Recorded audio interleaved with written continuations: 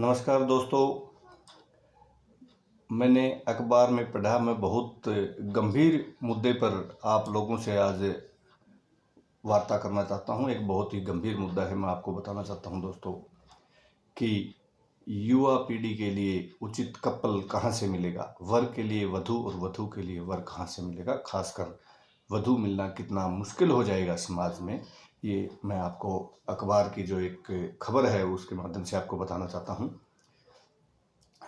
अभी ताज़ा आंकड़ों के मुताबिक हरियाणा में करीब 2 करोड़ वोटर हैं और उन 2 करोड़ वोटरों में से जो हरियाणा के 2 करोड़ वोटरों में से जो युवा हैं, जो अभी 18 से 19 वर्ष के जो युवाओं ने वोट बनवाए हैं, उनकी रेशो देखना बहुत ही गंभीर बात आप लोगों को दिखाई देगी।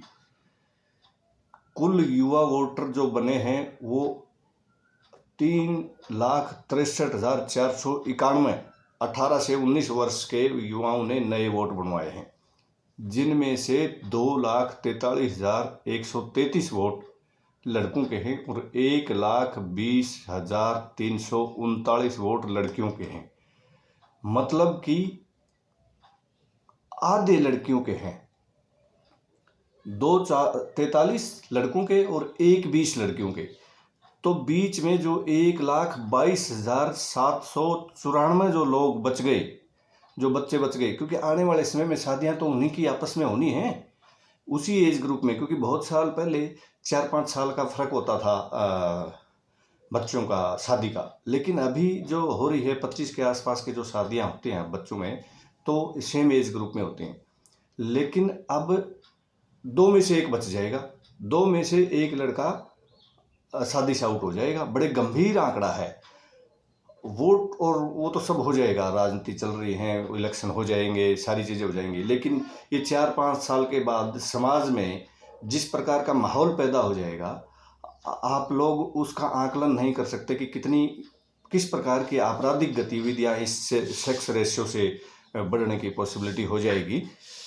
उसका आकलन कुछ बुद्धिजीवी लोग ज़रूर करेंगे। बहुत प्रयास किए जा रहे हैं सरकार की तरफ से कि सेक्स रेशियो जो है साथ साथ रहे, है 100-100 रहे, लेकिन इन आंकड़ों को देख के तो बहुत ही गंभीर समस्या नज़र आ रही है मेरे को तो। हाँ, हालांकि हो सकता है कुछ लड़कियां वो वोट अभी नहीं बनवाया हो और उस एज में आ गया हूँ, लेकिन वो बहुत थोड़े हैं, क्योंकि आजकल कॉलेजों में बनते हैं, स्कूलों में बनते हैं और बहुत बड़ा प्रचार वोट बनाने के लिए किया जाता है। अब वो जो आंकड़े हैं वो मैं आपको डिस्ट्रिक्ट वाइज बताता हूँ। जैसे भिवानी में नए वोट बने हैं 14,985। 18 से 19 साल के बच्चों की बात कर रहे हैं।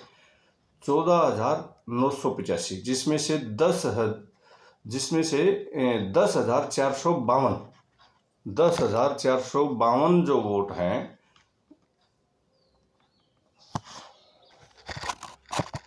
10,452 लड़कों के वोट हैं और 4,533 लड़कियों के वोट हैं। इसमें भी 5,919 का अंतर हो गया। मतलब आधे से भी कम हो गई लड़कियां। और इसी प्रकार दादरी में कुल वोट जो युवाओं के बने हैं वो 7,589 और जिसमें से लड़के हैं 5,510 और लड़कियां हैं 2,079। इसमें भी 50% से कम हो गया। मतलब जो रेशियो निकालते हैं वो 73% लड़के और 27% लड़कियां। भिवानी डिस्ट्रिक्ट में 70% लड़के और 30% लड़कियां। इसी प्रकार से लोहारू में भी 4,099 वोट नए बने हैं, जिनमें से 71% लड़कों के हैं जो 2,902 वोट हैं और 1,197 वोट हैं लड़कियों के। इसी तरह बवानीखेड़ा हल्का में 3,170 वोट बने हैं टोटल युवाओं के, जिनमें से 2,055 वोट लड़कों के और 1,115 लड़कियों के। अब तोशाम का आंकड़ा देखें, तोशाम में 4,237 वोट बने हैं युवाओं के, जिसमें से 3,029 लड़कों के और 1,208 लड़कियों के। तो पहले वाला जो 3100 का आंकड़ा था वो भिवानी का था, और बौनी खेड़ा का आंकड़ा है 3479 वोट बने हैं टोटल, जिसमें 2466 वोट लड़कों के हैं और 1013 वोट लड़कियों के हैं। तो मोटा मोटी आंकड़ा ये जो है 70-30 का आंकड़ा है।